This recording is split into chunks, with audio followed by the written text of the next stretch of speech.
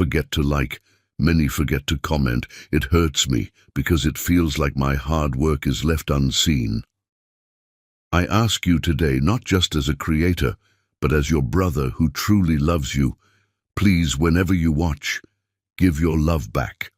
A simple like, a simple comment keeps this family alive, keeps our light shining, and gives me the power to bring you more and more beautiful stories. May God bless every woman in this family with honor, with dignity, and with unshakable strength. May every man be blessed with wisdom and respect. May our children rise higher than mountains, and may every home be filled with endless love and peace. Amen. If your heart is true, right, present. If your love is real, right. I am with Mr. Peter. The Honorable Judge Anna Edward commanded respect before she even spoke, her presence filling the courtroom like morning light breaking through stained glass. Gary Benjamin had walked into courtroom 7 with the swagger of a man who'd never met a problem his money couldn't solve. His Italian leather shoes clicked against the polished marble, each step a declaration of the power he'd wielded for 30 years in the business world. His legal team flanked him like soldiers, their briefcases full of documents that would, he was certain, destroy William Asher once and for all. But then he saw her, the judge. His blood turned to ice water in his veins, and for the first time in his 57 years, Gary Benjamin felt the world tilt off its axis. The young woman behind the bench couldn't be more than 25, with skin the color of warm honey and eyes that held flecks of green.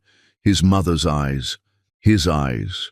Her hair was pulled back in a sophisticated bun, revealing the strong jawline that had stared back at him from mirrors his entire life. "All rise," the bailiff announced. "The Honorable Judge Anna Edward presiding." Edward. The name hit him like a physical blow. His knees buckled slightly, and James Harrison, his lead attorney, caught his elbow. "You all right, Gary?" James whispered, but Gary couldn't respond. His throat had closed completely. Because there, in the gallery behind the prosecutor's table, sat a woman he hadn't seen in 25 years. Angela Edward. She was older now, silver threading through her once jet-black hair, but she sat with the same quiet dignity that had first captured his attention all those years ago. She wore a simple navy suit, her hands folded in her lap, and she was watching him with eyes that held neither hatred nor forgiveness, just a steady, unwavering gaze that seemed to see straight through to his soul. "Please be seated," Judge Anna Edward said, her voice carrying the kind of authority that couldn't be taught. It had to be earned, forged in fires that most people never had to walk through. Gary collapsed into his chair more than sat, his mind racing. The math was simple, terrible, and undeniable. 25 years ago. Angela. The way this judge moved her hands when she spoke, exactly like he did. The slight tilt of her head when she listened, his mother's gesture passed down through generations. "We're here today for the case of Benjamin Enterprises versus Asher Industries," Judge Edward began, shuffling through papers with elegant fingers. "A matter of alleged corporate fraud spanning 15 years. Mr. Harrison, are you ready to proceed for the plaintiff?" James stood, but Gary grabbed his wrist. "I need a moment," he whispered urgently. Judge Edward's eyes, those impossibly familiar eyes, turned to him. "Is there a problem, Mr. Benjamin?" Their eyes met for the first time. Gary searched her face for any sign of recognition, any hint that she knew who he was to her. But there was nothing. Just professional courtesy and a hint of impatience. "No, Your Honor," James answered for him. "We're ready to proceed." As James began outlining their case, Gary's mind drifted to that summer 25 years ago. Angela had been 30 then, hired as his housekeeper when his regular staff had quit. She was different from the others, educated, articulate, working menial jobs to pay for her mother's cancer treatment. She'd dust his library and quote the philosophers whose books lined the shelves. She'd organize his kitchen while humming Billie Holiday, her voice like warm honey over broken glass. He'd been 32, supposedly engaged to Sophia Asher, a business arrangement masquerading as romance. His father had arranged it all before his death, a merger of families that would create a corporate empire. But Angela had been real. She'd looked at him and seen Gary, not Benjamin Enterprises. She'd challenged him, laughed at his pretensions, made him feel human in a world of contracts and calculations. Their affair had lasted 2 years. 2 years of stolen moments, of her sneaking up to his bedroom after the other staff had left, of weekend trips to places where no one knew their names. He'd loved her, God help him. He'd loved her in a way that had terrified him. Because loving Angela meant choosing her over everything his father had built, everything he'd been raised to protect. "Mr. Benjamin," Judge Edward's voice cut through his reverie, "your attorney has asked for a preliminary review of evidence. Do you have the documents present?" He looked up at her, at his daughter, though she didn't know it, and his voice cracked. "Yes, Your Honor." As James presented their evidence, Gary stole glances at Angela. She sat perfectly still, but he could see the slight tremor in her hands. She knew. Of course she knew. This was why she was here, watching the daughter she'd raised alone sit in judgment of the man who'd thrown them away. The memory of that last day crashed over him. William Asher had discovered the affair, had threatened to destroy everything if Gary didn't end it immediately. But it hadn't been enough to just end it. William had demanded humiliation, insurance that Angela would never return. So Gary had done the unthinkable. He'd accused her of theft, had her escorted from his home by security, had given her a severance check with the understanding that she'd never contact him again. She'd looked at him with such bewilderment, such hurt. "Gary, what are you doing? Talk to me. Whatever's happened, we can—" "There's nothing to discuss," he'd said, ice in his voice while his heart shattered. "The jewelry is missing. I have to protect myself." "You know I would never—" "I don't know anything about you," he'd lied, each word a knife in his own chest. "Take the check and go." She'd left with her dignity intact, her head high, never begging, never pleading. It was only later, after Sophia had shown him the pregnancy test she'd found in Angela's bathroom trash, that he'd realized what he'd truly done. But by then, Angela had vanished. His private investigators couldn't find her, or perhaps they'd been paid by William not to find her. He'd never been sure. Now, 25 years later, the consequences of his cowardice sat before him in black robes, holding a gavel that would determine his future. "Your Honor," the opposing counsel, a sharp-faced woman named Catherine Wyatt, stood. "We'd like to present evidence that Mr. Benjamin has a history of false accusations for personal gain." Gary's blood ran cold. "That's inflammatory and irrelevant," James objected. Judge Edward considered this. "I'll allow you to make your argument for relevance, Ms. Wyatt, but tread carefully." Catherine smiled, and it was then that Gary noticed her exchange a quick glance with Angela. They knew each other. This wasn't coincidence. This was orchestration, a symphony of justice 25 years in the making. "Your Honor, we have evidence that Mr. Benjamin falsely accused a former employee of theft to avoid personal complications. This pattern of behavior speaks directly to his credibility in the current fraud accusations." "Your Honor, that alleged incident has no bearing," James began. "I'll determine what has bearing in my courtroom, Mr. Harrison," Judge Edward said coolly. Her eyes found Gary again, and for just a moment he thought he saw something flicker there. Not recognition, but curiosity. "Ms. Wyatt, you may present your evidence tomorrow. Court is adjourned until 9 a.m. The gavel came down with finality.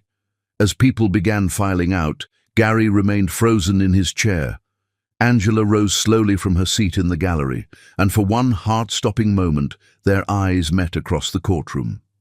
She didn't smile, didn't frown, just looked at him with an expression he couldn't read.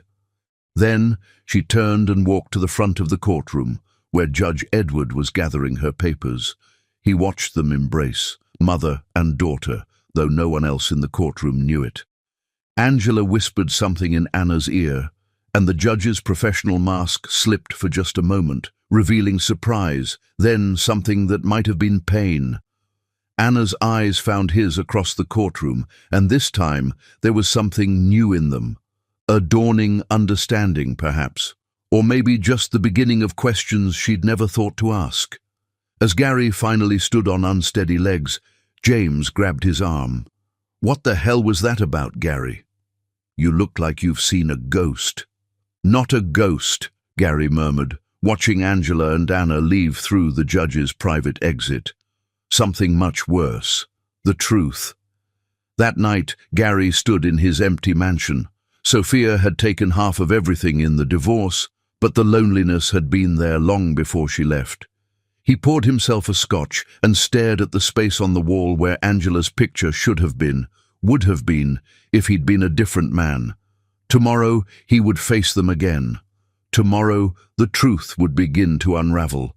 And tomorrow his daughter would sit in judgment of him, never knowing that the blood running through her veins was half his, that her brilliant legal mind was his mother's gift passed down through him, that her strength was all Angela, but her stubborn jaw was pure Benjamin. The scotch burned, but not as much as the knowledge that he'd thrown away the only real thing he'd ever had for an empire that was now crumbling anyway. William Asher had played a long game, and Gary was only now beginning to understand that he'd lost it 25 years ago, the day he'd chosen money over love, legacy over life, fear over courage. Somewhere across the city, Angela was probably telling Anna the truth. And tomorrow, when Judge Anna Edward looked at him, she would see not just a plaintiff, but the father who had denied her existence before she'd even drawn her first breath. Chapter 2. The Buried Past. Angela Edward had learned long ago that the most powerful thing a woman could do was refuse to break when the world demanded her shattering. She stood at her bedroom window now, watching the rain streak down the glass, her phone heavy in her hand. Anna would call soon. Her brilliant, beautiful daughter would call with questions that had been 25 years in the coming, and Angela would have to find words for a story she'd buried so deep that sometimes even she forgot it was real. But seeing Gary in that courtroom today, older, grayer, but still carrying himself like he owned the world, had brought it all flooding back with such force that she'd had to grip the gallery railing to keep from gasping. 25 years ago, she'd been 30 years old and drowning. Her mother, Grace, was dying of pancreatic cancer, and the medical bills had devoured every penny of her savings, her teaching salary, even the small inheritance her father had left. She'd taken the housekeeping job at the Benjamin estate because it paid 3 times what she could make anywhere else, and because the agency had promised that Gary Benjamin was rarely home. That first day, she'd walked into his mansion with her head high and her pride intact. She had a master's degree in literature, had been 3 years into her PhD when her mother got sick. But she'd cleaned his floors and dusted his shelves without complaint, because love demanded sacrifice, and her mother deserved every sacrifice she could make. Gary had come home early that first week, finding her in his library, running her fingers along the spines of first editions she'd only dreamed of touching. "You can read them, you know," he'd said from the doorway, making her jump. She'd turned, expecting to see arrogance, perhaps even accusation. Instead, she'd found curiosity in those green eyes, and something else, loneliness maybe, or recognition of a kindred spirit. "I couldn't," she'd said. "They're too valuable." "Books are meant to be read," he'd replied, pulling down a leather-bound copy of James Baldwin's Giovanni's Room. "Otherwise they're just decorative objects, and I have enough of those."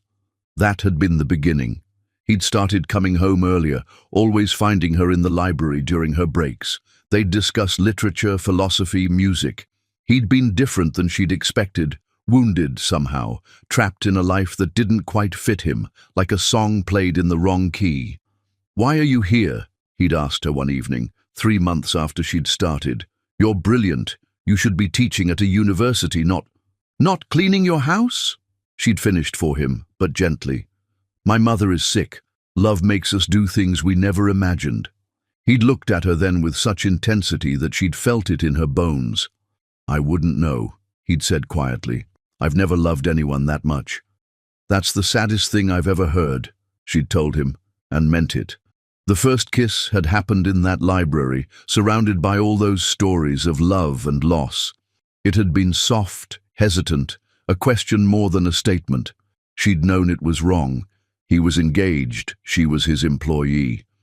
But there had been something so genuinely desperate in the way he'd held her, like a drowning man finding shore. Their affair had been 2 years of beauty and delusion. He'd set her mother up with the best oncologists in the city, had paid for experimental treatments that gave them 6 more months than anyone had predicted. He'd bought Angela a small apartment under a shell company's name, somewhere they could be together without the weight of his last name or her employment hanging over them. In that apartment, he'd been just Gary, not the Benjamin heir, not the corporate prince, just a man who laughed at her terrible cooking, who read poetry to her in bed, who confessed his fears about becoming his father, cold, calculating, dead inside from decades of choosing profit over people. I won't become him, he'd promise her in the dark. When the time is right, I'll choose us. I'll choose love. She'd believed him. God help her. She'd believed every word. The pregnancy had been a shock, but not unwelcome. She'd been 32 by then, had started to wonder if motherhood would pass her by. When she'd seen those 2 pink lines, her first thought hadn't been fear, but joy. A baby, their baby, a living testament to the fact that their love had been real, whatever came next. She'd planned to tell him that night, had bought a special dinner, had rehearsed the words a dozen times, but he'd come to the apartment with eyes like a hunted animal, with news that William Asher had discovered their relationship. We have to be careful, he'd said, pacing her small living room. William is threatening to pull out of the merger, to destroy everything. I just need time to figure this out. Gary, she'd started, her hand instinctively moving to her still flat stomach. There's something... But then his phone had rung. Sophia. And he'd answered it, had promised he'd be home soon, had kissed Angela's forehead like she was already a ghost. 3 days later, security had arrived at the mansion while she was working. Gary had stood there, cold as winter, accusing her of stealing his mother's jewelry. She'd been so shocked she couldn't even cry, couldn't even defend herself. She'd just stared at him, searching for the man who'd read her Neruda, who'd promised her everything. Take the severance, he'd said, not meeting her eyes. Don't come back. She'd taken the check, $50,000, enough to cover her mother's final expenses and start over, and left with her dignity intact. It wasn't until she was in her car that she'd realized she was still wearing the small gold necklace he'd given her, hidden under her uniform. She'd ripped it off and thrown it out the window, watching it disappear into the grass. Her mother had died 2 weeks later, never knowing about the pregnancy, never knowing about the heartbreak. Angela had held her hand at the end, had sung her the spirituals she'd loved, had promised her she'd be okay. After the funeral, she'd tried once to tell Gary about the baby, had gone to his office building, had waited in the lobby for hours. But Sophia had intercepted her, had smiled that cold smile and said, "He knows about your condition, dear. The money he gave you should more than cover it. Don't embarrass yourself further." That's when Angela understood. They thought she would terminate the pregnancy. They thought $50,000 was the price of making a problem disappear. She'd walked out of that building and never looked back, had moved to the other side of the city, had taken work as a court reporter, learning shorthand at night while her belly grew. Had given birth to Anna alone, except for the nurse who held her hand when the pain got too bad. Anna had come out perfect, 10 fingers, 10 toes, and those green eyes that were all Benjamin. Angela had looked at her daughter and made a promise. You will never know rejection. You will never question your worth. You will be so loved, so accomplished, that his absence will be just a footnote in your story, not the headline. And she'd kept that promise, had worked 3 jobs to pay for Anna's private school, had taught her to read at 3, to question everything at 5, to stand tall at 7 when kids asked about her father. He died before you were born, Angela would say, and in a way, it was true. The Gary she'd loved had died the day he'd chosen his empire over their family. Anna had been brilliant from the start, not just smart, brilliant. She'd graduated high school at 16, college at 19, law school at 22, the youngest person to pass the bar in state history. And when the governor had appointed her as a judge at 24, Angela had cried for hours, not from sadness, but from the pure, fierce joy of watching her daughter become everything Gary Benjamin could never be: honorable, just, unafraid. The phone rang, pulling Angela from her memories. Anna's name lit up the screen. "Mom!" Anna's voice was steady, but Angela could hear the storm underneath. "We need to talk." "I know, baby. You were there today, in the gallery, watching him." Angela closed her eyes. "Yes, he's my father, isn't he? Gary Benjamin is my father." The words hung between them, 25 years of carefully constructed fiction, crumbling in an instant. "Yes," Angela whispered. There was silence on the other end, and Angela could picture her daughter, brilliant, beautiful Anna, processing this information like the judge she was, examining evidence, building a case. "You told me he was dead." "He was, to us." "That's not the same thing, Mom." "Isn't it?" Angela asked, surprised by the steel in her own voice. "A man who denies your existence before you're even born. What is that but a kind of death? I need to recuse myself from the case." "No." The word came out sharper than Angela intended. "No, you don't." "Mom, it's a conflict of interest." "Is it? You didn't know who he was. You have no relationship with him. You owe him nothing." Angela took a breath, choosing her words carefully. "Anna, baby, you've worked your whole life to sit on that bench. You've earned the right to judge fairly, impartially. Don't you dare give that up because of him. This is about revenge for you, isn't it?" Angela considered the question. Was it revenge? To watch the man who'd discarded them like trash now have to look up at their daughter, to see what he'd missed, what he'd thrown away? "No," she said finally. "It's about justice. There's a difference. Mom, there are things about this case.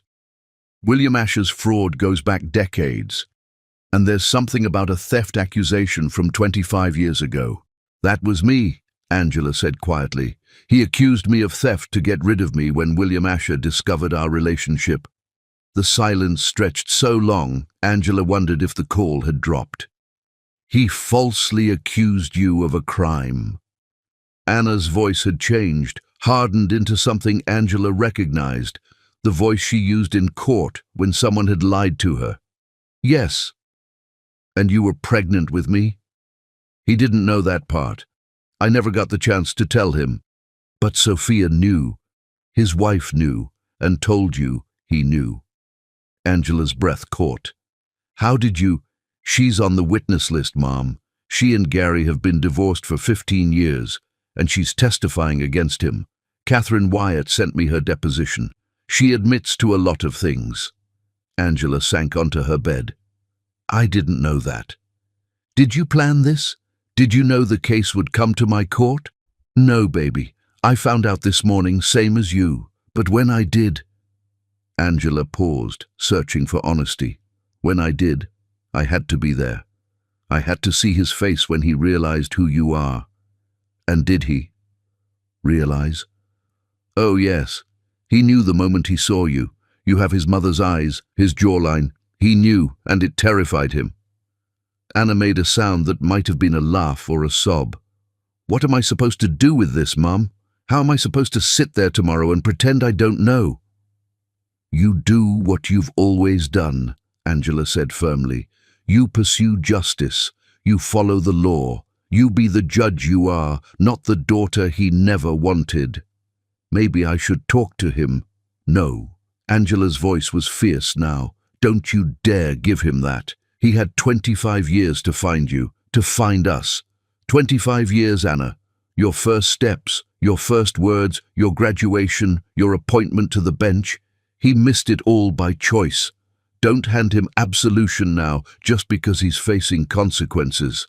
You hate him. Angela thought about that. Number hate would mean he still has power over me. I nothing him. He's a blank space where a man should have been. But you, my beautiful girl, you filled all those spaces with light. You became everything he couldn't be. I need time to think. Take all the time you need. But Anna, remember that tomorrow you're not sitting in judgment as his daughter.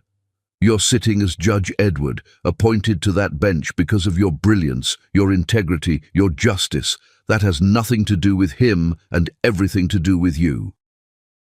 After they hung up, Angela returned to the window. The rain had stopped, and stars were beginning to appear in the clear night sky.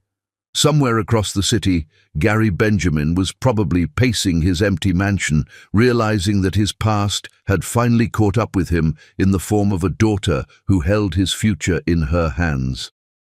Angela had told Anna it wasn't about revenge, and mostly that was true.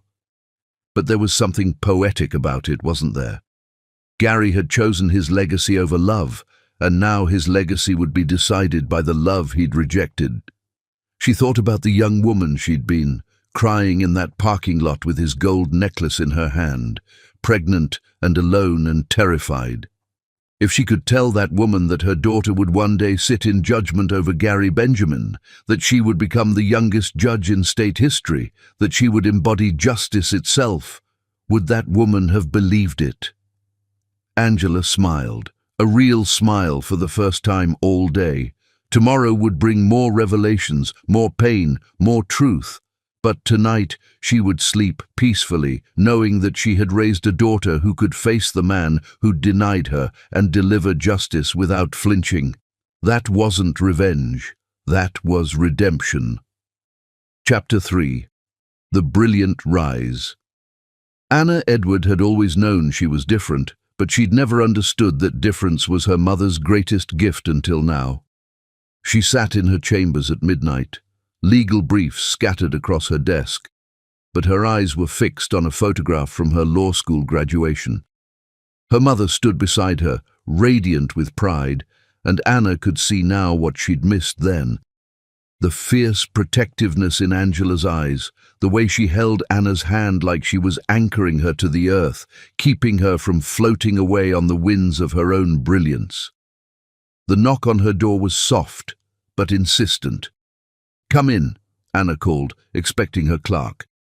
Instead, Catherine Wyatt entered, the prosecutor in Gary Benjamin's case, carrying a box that looked like it had been unearthed from someone's attic. "Your Honor, I apologize for the late hour, but there's something you need to see before tomorrow's proceedings." Anna straightened. "Ms. Wyatt, any evidence should be submitted through proper channels. This isn't about the current case. It's about your mother." Catherine set the box on Anna's desk. "And about why she's the strongest woman I've ever known." Anna's hand hovered over the box. "You know my mother? She saved my life once. Not dramatically, not with heroics, with tutoring." Catherine smiled at the memory. 20 years ago, I was a single mother trying to get through law school.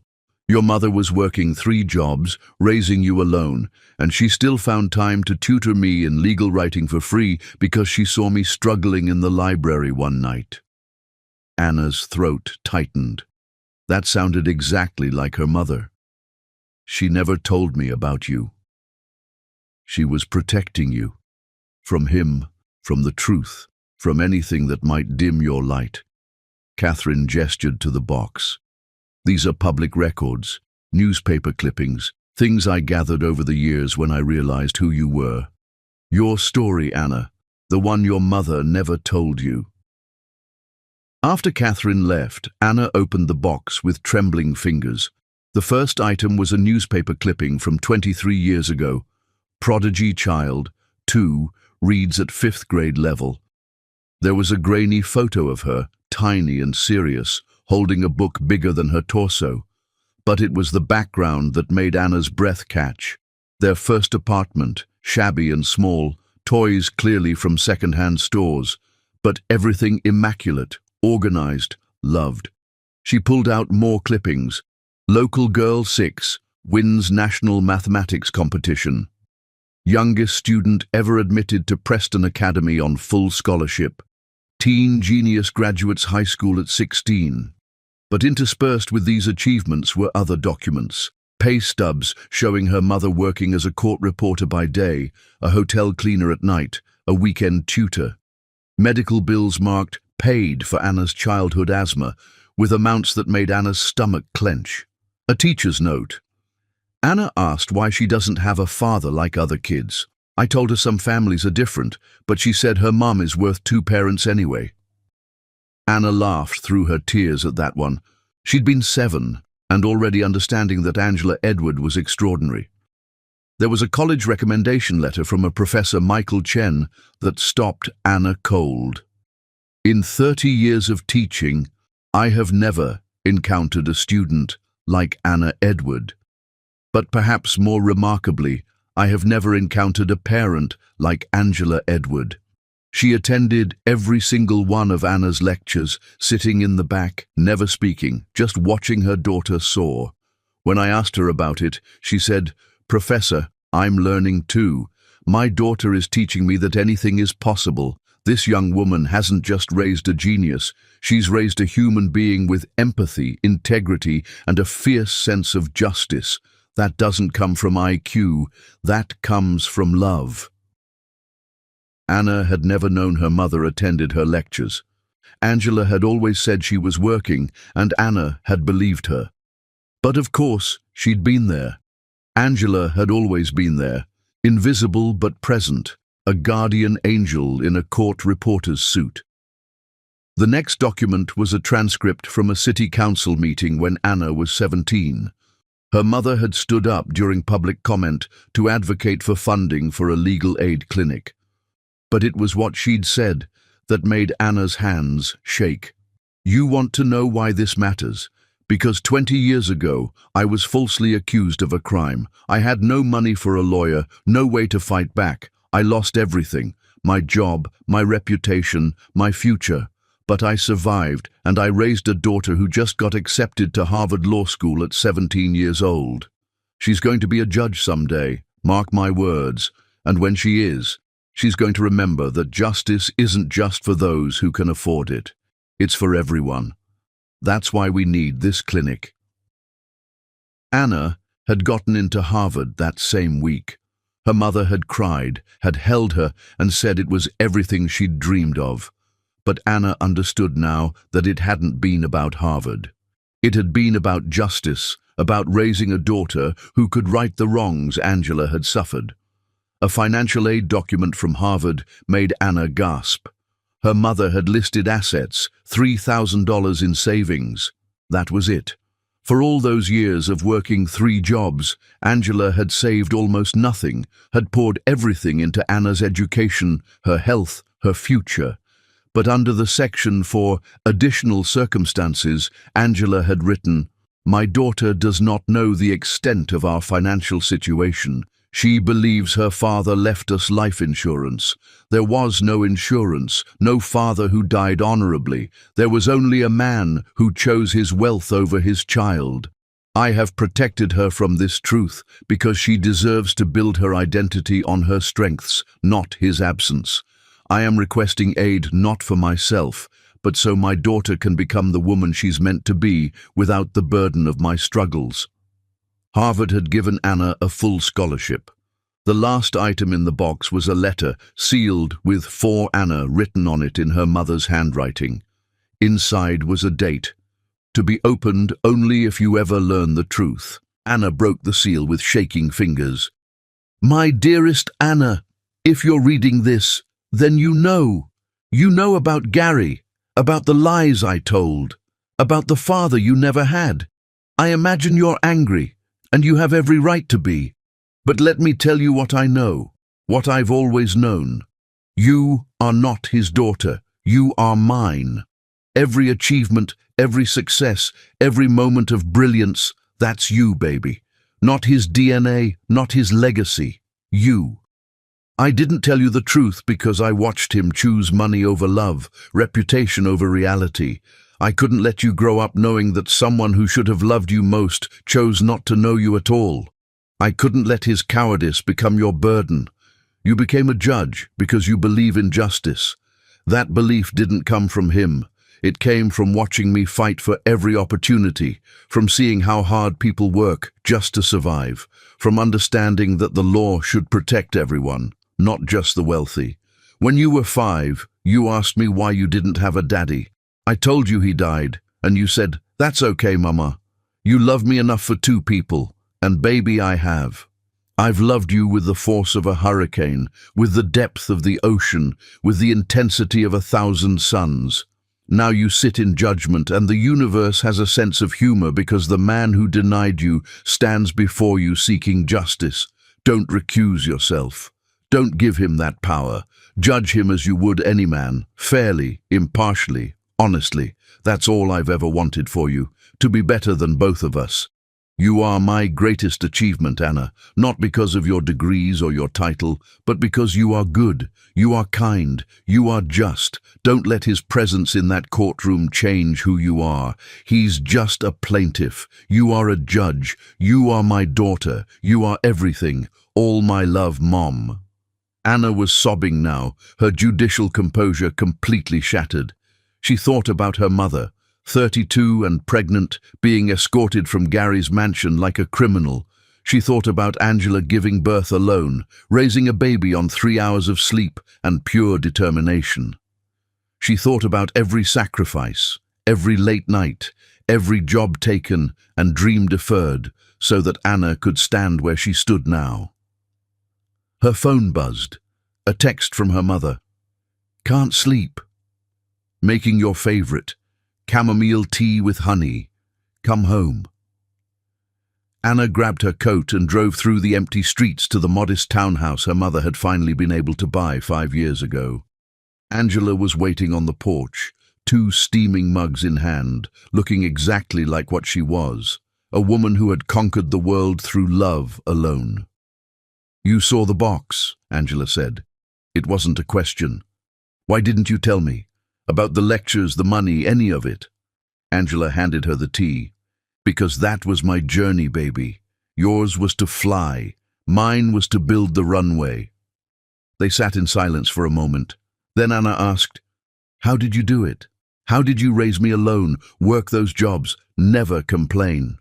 Angela smiled, that fierce, beautiful smile that had been Anna's North Star her whole life. "Every time it got hard, I looked at you. You were so brilliant, so special. And I thought, the world needs her. The world needs someone who understands struggle but isn't broken by it, who knows injustice but fights with law, not lawlessness. So I kept going." "He's going to lose tomorrow," Anna said quietly. "The evidence is overwhelming. William Asher destroyed him systematically for 20 years. "Good," Angela said simply. "But that's not enough, is it? His losing?" Angela turned to her daughter. "What would be enough? Money? An apology? Him suddenly wanting to be your father?" She shook her head. "Baby, he made his choice 25 years ago. We made ours. We chose to rise. We chose to become extraordinary. That's our revenge, that we didn't need him at all." Anna thought about the man she'd seen in court, how his hands had trembled, how he'd looked at her like she was both salvation and damnation. "He recognized me immediately." "Of course he did. You look just like his mother, but you have my spirit." That must have been quite a shock. "Mom, in the files, there's evidence that Sophia and William orchestrated everything. The false theft charges, hiding your pregnancy from him, even sabotaging his business afterward. He was a coward, but he was also manipulated." Angela's face hardened. Don't you dare feel sorry for him. A real man would have fought for us. A real father would have searched for you. He took the easy way out and we took the hard way up." Anna nodded, understanding. Tomorrow she would sit in judgment. She would listen to evidence, apply the law, deliver justice. She would be Judge Anna Edward, youngest in state history, brilliant and impartial. But tonight, she was just Anna, daughter of Angela, heir to a legacy of strength that had nothing to do with the Benjamin name and everything to do with the Edward women who had refused to be broken. "I love you, Mom," she said, meaning it with every fiber of her being. "I love you too, baby. Always have, always will. Enough for two people, remember?" Anna smiled through her tears. More than enough. Enough for the whole world. Tomorrow would bring revelations, confrontations, justice. But tonight, two women sat on a porch, drinking tea, celebrating the triumph of love over abandonment, of perseverance over privilege. And somewhere across the city, Gary Benjamin sat alone, finally understanding that the empire he'd protected by sacrificing love had been built on sand, while Angela had built a monument to motherhood that would stand forever in the form of Judge Anna Edward. Chapter 4. Recusal Denied. The morning arrived wrapped in thunder, as if the heavens themselves knew that truth and lies were about to collide in courtroom 7. Gary Benjamin hadn't slept. He'd spent the night staring at his laptop, searching for any trace of Anna Edward online, devouring every article, every photo, every mention of the daughter he'd never known existed. The youngest bar exam passer in state history. The prodigy who'd graduated law school at 22. The judge who'd become legendary for her fairness, her brilliance, her inability to be swayed by wealth or power. His daughter. The child Angela had carried alone, raised alone, made extraordinary alone. James Harrison found him like that, still in yesterday's clothes, surrounded by printed articles. "Gary, we need to talk strategy." He stopped, seeing the papers. "What is all this?" "She's my daughter," Gary said, his voice hoarse. "Judge Edward, she's my daughter." James went very still. "That's impossible. 25 years ago, I had an affair with my housekeeper, Angela Edward. I fired her when William found out, accused her of theft to keep her away. She was pregnant. I never knew." James sank into a chair. "Jesus Christ, Gary, we need to file for recusal immediately." No, Gary, this is the very definition of conflict of interest. If we reveal this, I'll have to admit to falsely accusing Angela of theft. That's a crime, James, and it proves William's pattern of behavior claims." Gary laughed bitterly. "I'm trapped in my own lies." "Then we hint at it, suggest impropriety without stating, 'You want me to destroy my daughter's career to save myself?'" Gary's voice cracked. "She's worked her entire life for that bench. She's the youngest judge in state history. I've already taken everything from her. Her father, her birthright, her family name. I won't take her career too." James stared at him. "When did you grow a conscience?" "About 25 years too late." They arrived at court to find the media presence had tripled. Someone had leaked that there was more to this case than corporate fraud, that secrets were about to be exposed that would rock the business world. In the courtroom, Angela sat in the same spot in the gallery, wearing a deep purple dress that reminded Gary painfully of one she'd worn to a clandestine dinner so many years ago. Their eyes met for a moment, and he saw something there. Not forgiveness, never that, but perhaps a grim satisfaction. All rise. Judge Anna Edward entered, and Gary studied her openly now, cataloguing every familiar feature. His mother's eyes, yes, but Angela's grace. His stubborn jaw, but Angela's smile. The way she held her pen, exactly like he did, genetic memory asserting itself despite absence. "Before we begin," Judge Edward said, her voice carrying that same authority that made grown attorneys tremble, "I understand there may be emotion." James stood slowly. "Your Honor, The defense would like to request, that is, we believe there may be grounds for— Spit it out, Mr. Harrison, Anna said. And God, she sounded just like his mother when she'd lost patience with incompetence. We're concerned about potential bias, Your Honor. The courtroom went silent. Anna's eyes, his mother's eyes, his eyes, fixed on James with laser intensity. On what grounds? We believe, that is, Mr. Benjamin believes there may be some connection between yourself and parties involved in this case. Anna leaned back, and Gary could see Angela tense in the gallery. Mr. Harrison, are you suggesting I have some secret relationship with your client or the defendant that would prevent me from judging fairly? Not exactly, Your Honor. Then what exactly are you suggesting? Her voice could have frozen fire. Because if you're making accusations about my integrity without evidence, we're going to have a different conversation about contempt of court. Gary stood. Your Honor, may I? Anna's gaze shifted to him, and for a moment, father and daughter looked at each other across 25 years of absence. Mr. Benjamin, you're not an attorney. Your counsel speaks for you.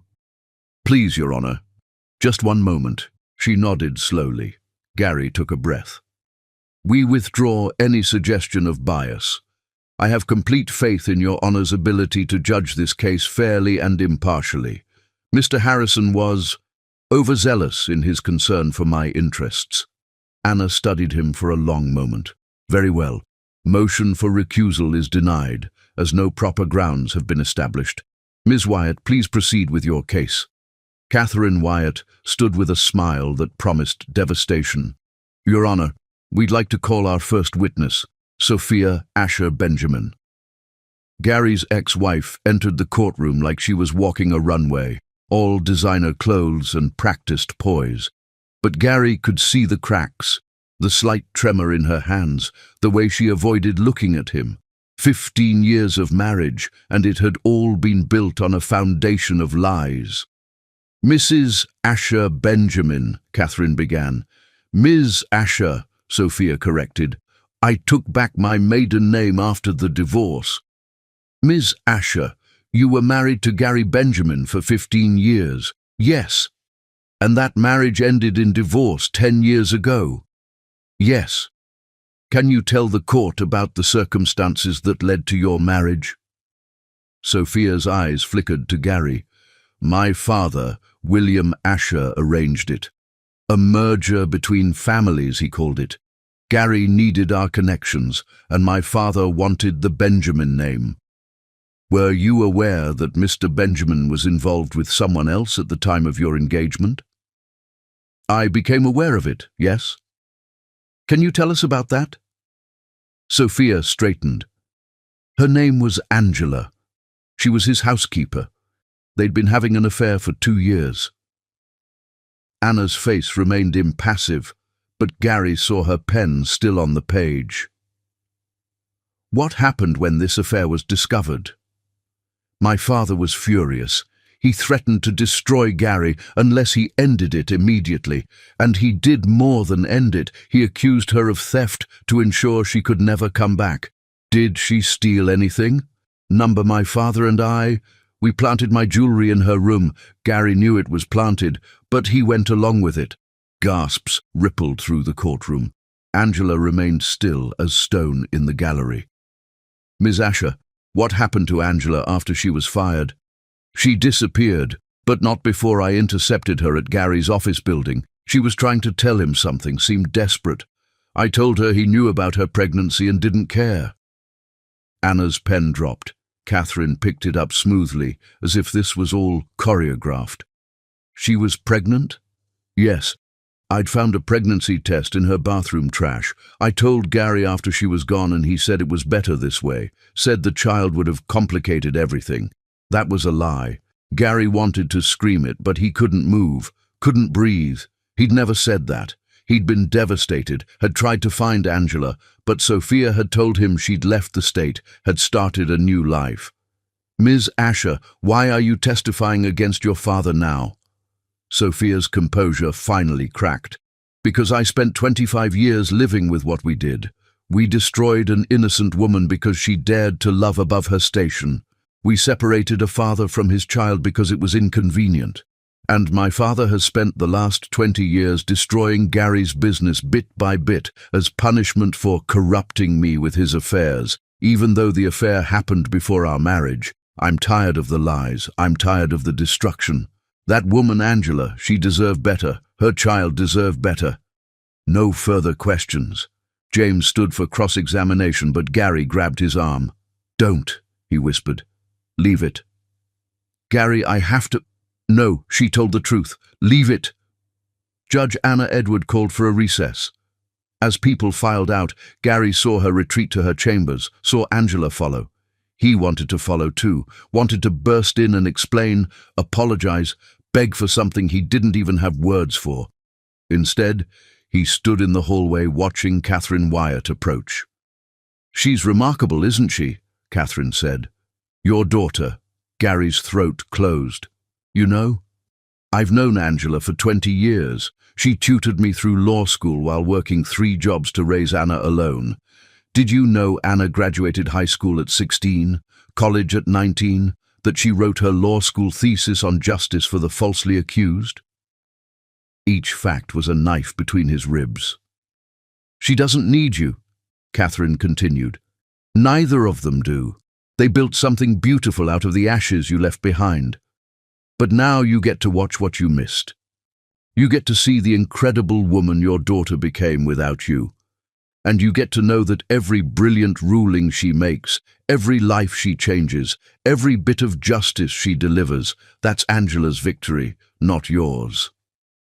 She walked away, leaving Gary alone in the hallway of a courthouse where his daughter sat in judgment, where his past had come to collect its debts, where 25 years of cowardice had led him to this moment, successful, wealthy, and utterly, completely alone.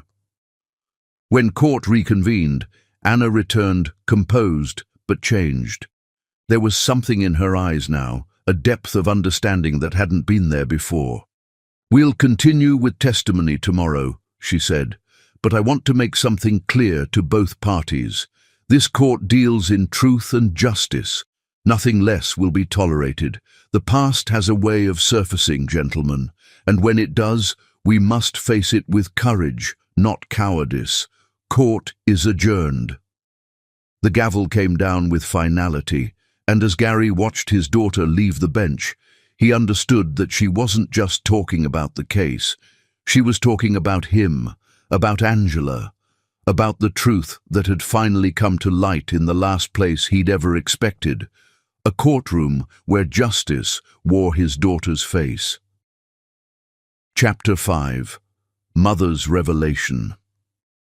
Truth has a way of burning through carefully constructed walls like acid through paper, leaving nothing but raw, exposed reality in its wake. Anna Edward sat in her chambers at 2 a.m., the court transcript spread before her, Sophia Asher's testimony playing on repeat in her mind. Her mother hadn't just been wronged, she'd been systematically destroyed by people who saw her as disposable, a problem to be eliminated rather than a person to be valued. The knock on her door was soft. Angela entered without waiting for permission, the way only mothers can, carrying 2 cups of coffee and the weight of 25 years of secrets. "You should be home sleeping," Angela said, setting a cup in front of her daughter. "So should you." Anna looked up at her mother, seeing her differently now, not just as the woman who'd raised her, but as the woman who'd loved and lost so profoundly that she'd rebuilt herself from atoms up. "You loved him." It wasn't a question, but Angela nodded anyway. "I did. God help me, I did." "Tell me, all of it. No more protection, no more shields. I need to know everything." Angela sat down, and for the first time in Anna's life, she saw her mother look vulnerable. "You have to understand, baby, I was different then. Younger, yes, but also hopeful. I believed that love could transcend circumstances, that if 2 people truly cared for each other, they could overcome anything. And Gary Benjamin taught you otherwise." "No," Angela said softly. Gary Benjamin taught me that some people are too weak for love. Love requires courage, and he was a coward. But you know what? His cowardice gave me you, and you gave me purpose. So in the end, I won. How can you say you won? He destroyed your life. Angela reached across the desk, taking her daughter's hands. No, baby, he destroyed the life I thought I wanted. But look what I built instead. I raised a judge. I found my calling as a court reporter, helping ensure justice was recorded accurately. I made friends like Catherine who became family. I learned that I was stronger than I ever imagined. That's not destruction, that's transformation. But the poverty, the struggle, working 3 jobs, every sacrifice was worth it, every single one. Because look at you. Angela's eyes shone with tears. You sit on that bench with integrity he could never dream of. You deliver justice with compassion he never learned. You are everything he could have been if he'd chosen love over fear. Anna pulled her hands away. I have to recuse myself, now that I know. Now that you know what? That your father is a coward. That doesn't change your ability to judge this case fairly. Mom, he's my biological father. That's the very definition of conflict of interest. Angela leaned back, studying her daughter with those eyes that had seen everything and survived it all. Is it? What interest do you have in him? What relationship? What connection beyond shared DNA?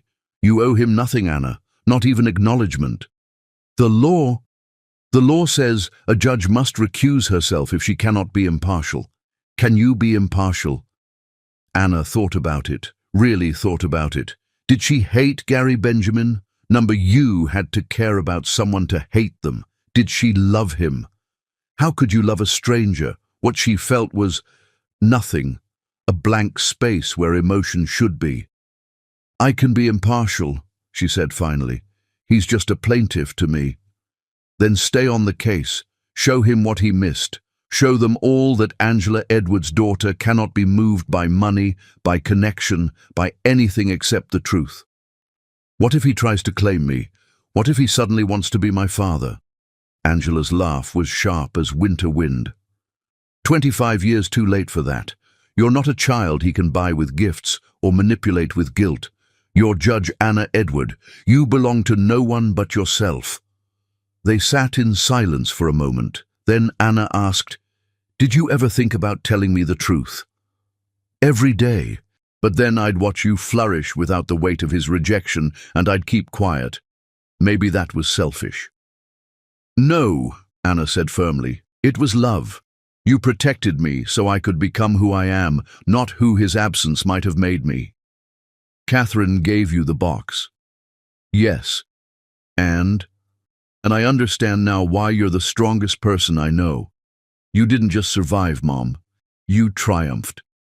The next morning, court reconvened with electric tension. William Asher himself was set to testify, and the old man entered the courtroom like a king surveying his domain. At 78, he still radiated the kind of power that came from decades of crushing anyone who opposed him. Anna watched him take the stand, this man who'd orchestrated so much destruction, and felt curiosity. What made someone so consumed with control that they'd destroy lives to maintain it? Catherine Wyatt approached him carefully, like one might approach a coiled snake. Mr. Asher, you were in business with Gary Benjamin for 30 years? Yes. And you arranged his marriage to your daughter? I facilitated a union that would benefit both families. Were you aware that Mr. Benjamin was involved with someone else? William's eyes hardened. I became aware of his indiscretion with the help. The help? Catherine's voice sharpened. You mean Angela Edward, a woman with a master's degree who was working to pay for her mother's cancer treatment. I mean his housekeeper.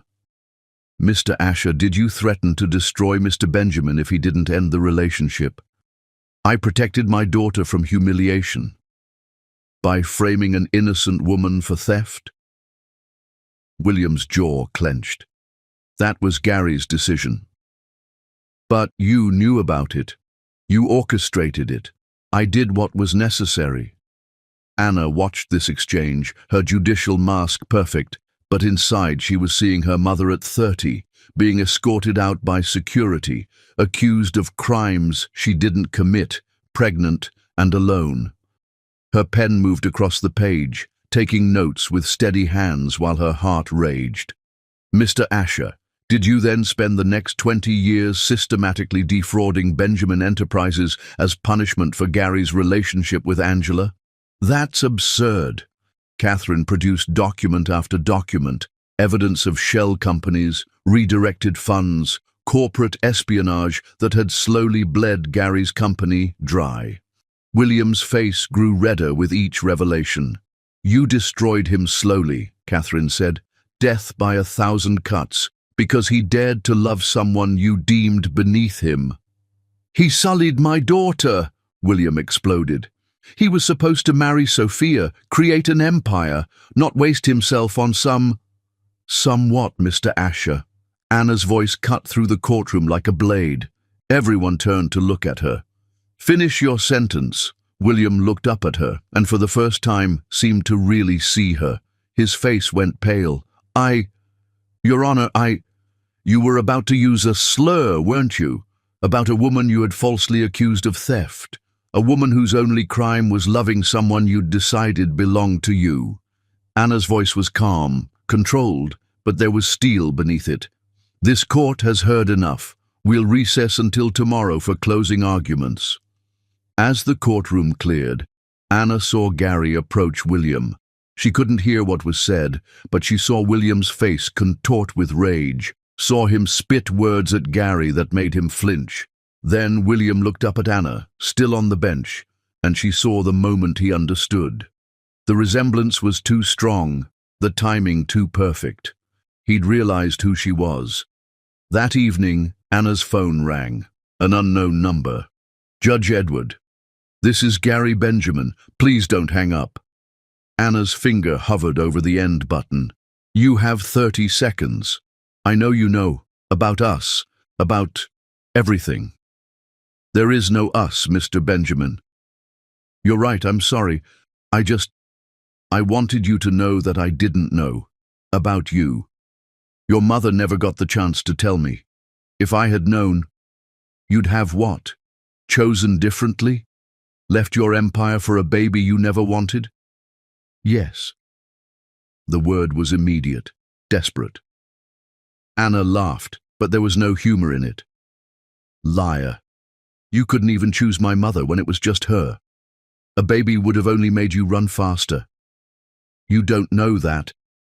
I know that when given the choice between love and money, you chose money. When given the choice between truth and lies, you chose lies. When given the choice between courage and cowardice, you chose cowardice. Every time. That's who you are, Mr. Benjamin. That's who you've always been. I've changed. Consequence isn't change. You're facing losses now, so suddenly you want to claim what you threw away. That's not growth. That's desperation. Anna, Judge Edward, and Mr. Benjamin, if you ever contact me outside of official court business again, I'll file harassment charges. Your lawyer can speak for you in court. That's all the voice you get in my life. She hung up, her hands shaking. Angela appeared in her doorway immediately, having heard everything. You okay, baby? He said if he'd known about me, he would have chosen differently. Men like him always say that when it's safe to say it, when the choice is already made and they can play hero in hypotheticals. I told him consequence isn't change. Angela smiled proudly. That's my girl. Now come on, dinner's ready. Catherine's coming over. We're going to eat good food and not talk about Gary Benjamin at all. But of course they did talk about him eventually. Catherine revealed more of what she'd uncovered. Years of William's manipulation, Sophia's complicity, the way they'd isolated Gary from anyone who might have told him the truth about Angela's pregnancy. He was weak, Catherine said, but they were evil. There's a difference. Weakness that enables evil is its own kind of evil, Angela replied. Anna listened to them debate, these two women who'd built their lives on their own terms, and realized something. She didn't need to forgive Gary Benjamin. She didn't need to hate him either. She just needed to judge him fairly, apply the law impartially, and let justice take its course. Tomorrow would bring closing arguments. Soon after, she would render her verdict. And then, regardless of the outcome, she would go on being Judge Anna Edward, daughter of Angela Edward, product of no one's name but her own making. That night, Anna dreamed of scales, perfectly balanced, weighing truth against lies, love against fear, justice against revenge. In her dream, the scales never tipped. They just waited, patient and eternal, for someone brave enough to add the final weight. Tomorrow, she would be that someone. Chapter 6. The letters. Some secrets are buried so deep that when they finally surface, they don't just change the present. They rewrite the entire past. Evelyn Harper had been waiting 25 years for this moment. She stood outside the courthouse at dawn, a worn shoebox tucked under her arm, watching the sunrise paint the sky the same shade of pink it had been the morning Angela Edward was escorted from the Benjamin mansion in tears. Gary arrived early, his face haggard from another sleepless night. He stopped short when he saw her. Evelyn. He hadn't seen his former head housekeeper in over a decade. She'd retired quietly, disappeared into a modest life funded by the generous pension he'd guilt-paid her. "What are you doing here?" "Something I should have done years ago," she said, pressing the box into his hands. "But I was a coward too, Mr. Benjamin. We all were." "What is this?" "The truth. The evidence of what you lost, what we all helped you lose." Gary opened the box with trembling hands.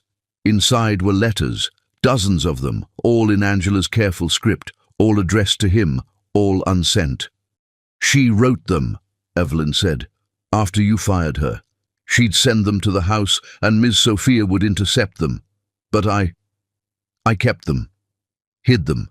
I told myself I was protecting you, but really I was protecting my job. I'm sorry, Mr. Benjamin. I'm so sorry." The first letter was dated 2 days after Angela's termination. "Gary, I'm pregnant. I tried to tell you that last morning, but you wouldn't listen. Our child deserves better than this. Please, if you ever loved me at all, call me. Let me explain everything. Angela." The second, a week later. "Gary, Sophia told me you know about the baby and don't care. I can't believe that's true. The man who read me poetry, who cried when telling me about your mother's death, who said I made you believe in tomorrow. That man would care. Please, just one conversation. You owe us that much. Angela." The letters grew more desperate, then resigned, then finally accepting. "Gary, I'm 7 months pregnant now. She kicks at night. Yes, she. I'm having a daughter. Your daughter. I've named her Anna after your mother. You told me once that your mother was the only person who ever loved you unconditionally. I promise you our Anna will know that kind of love, even if it only comes from me. I've stopped hoping you'll come. I've stopped waiting for the phone to ring. But I wanted you to know that I don't hate you. I pity you. Because you're going to miss everything. Her first smile, first word, first step. You're going to miss the chance to be the father you never had. This is my last letter. I won't diminish myself by begging anymore, but know this. Anna will be extraordinary. Not because of your name or your money, but because she'll be raised by someone who knows how to love without conditions, how to sacrifice without resentment, how to build beauty from ashes. Goodbye, Gary. I loved who I thought you were. I mourn who you turned out to be. Angela." Gary's hands shook so violently he could barely hold the paper. There were more letters, updates about Anna's first year, her remarkable intelligence, her early words. Then they stopped entirely when Anna was 18 months old. "She tried so hard to reach you," Evelyn said, tears streaming down her weathered face. And Miss Sophia, she laughed. She'd burn some of them, keep others as trophies. She said it was better you never knew, that the baby would only have been a complication. You could have told me. Any time in the last 25 years, you could have told me. With what proof? Miss Sophia had me convinced I'd be sued for defamation. And then it was too late. The girl was grown. What good would it have done? Gary looked toward the courthouse, where his daughter would soon sit in judgment. All those years. Angela thought I knew and didn't care. We all failed that woman, Evelyn said. But she didn't fail. Look what she did, Mr. Benjamin. She raised a judge. Your daughter is a judge. She became everything you could have been if you'd been brave enough to choose love. Inside the courthouse, Anna was reviewing final documents when Catherine knocked. Your Honor, there's something happening you should see. Anna followed her to a window overlooking the entrance. Below, Gary stood with an elderly woman, reading something that had him sobbing openly, not caring who saw. That's Evelyn Harper, Catherine said. She was the Benjamins' head housekeeper. She called me last night, said she had evidence she'd been hiding. What kind of evidence? Letters. Your mother's letters to Gary that Sophia intercepted. Proof that Angela tried to tell him about you, that Sophia lied about him knowing. Anna watched her biological father break down completely, watched him fall to his knees on the courthouse steps, clutching papers to his chest. She felt nothing. No pity, no satisfaction, nothing.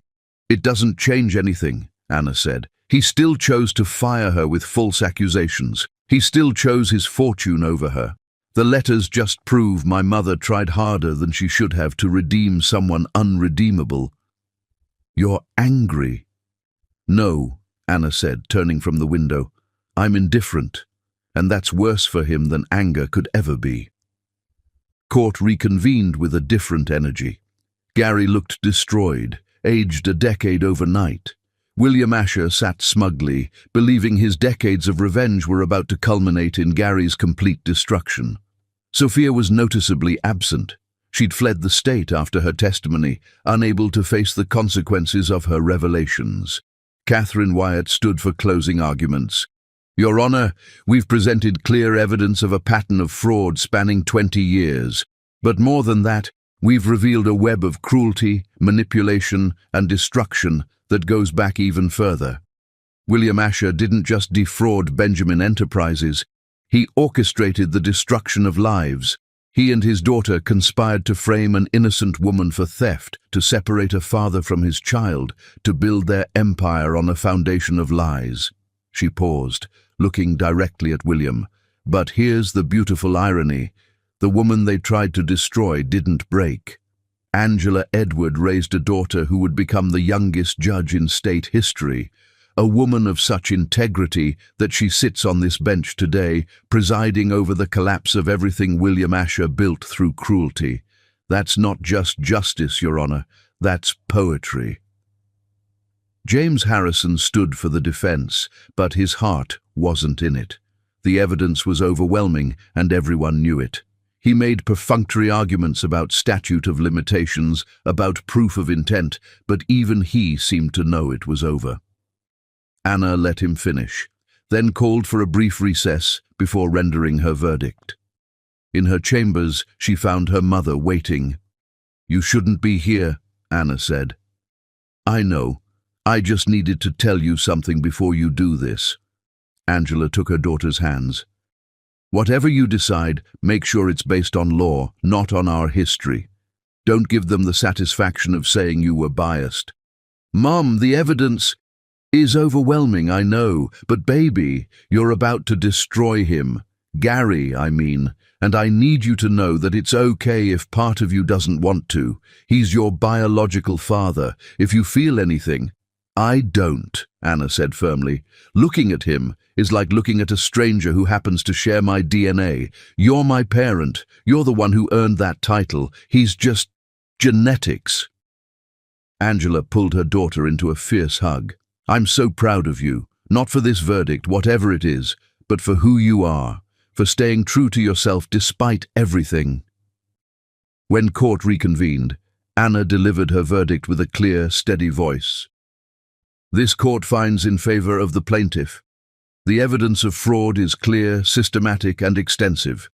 William Asher engaged in a 20-year campaign of corporate sabotage that violated multiple federal statutes." She looked at William, who'd gone pale. "But more than that, this case has revealed a pattern of behavior that goes beyond financial crimes. It has exposed the weaponization of wealth and power to destroy lives deemed inconvenient. While those actions fall outside the scope of this particular case, they speak to character, to intent, to the malicious nature of the fraudulent actions." As for damages, Anna continued, her eyes finding Gary. "Benjamin Enterprises is awarded full restitution for proven losses, totaling $87 million. Additionally, punitive damages of $50 million are awarded, given the malicious and deliberate nature of the fraud." William Asher collapsed in his chair. His empire, built on cruelty and manipulation, had just crumbled. "Furthermore," Anna said, "this court is referring evidence of additional crimes to the district attorney's office, including conspiracy to commit fraud, evidence tampering, and potential blackmail. Mr. Asher, you may have thought yourself untouchable, but justice has a way of finding everyone eventually." She raised her gavel. "This court is adjourned." The gavel came down with finality. As the courtroom erupted in chaos, reporters rushing to file stories, William being escorted out by attorneys already discussing criminal charges, Gary standing frozen in disbelief, Anna walked calmly to her chambers. She didn't see Gary try to follow her, didn't see security stop him, didn't hear him calling, "Anna, please, just one moment." She'd already given him more consideration than he'd ever given her mother.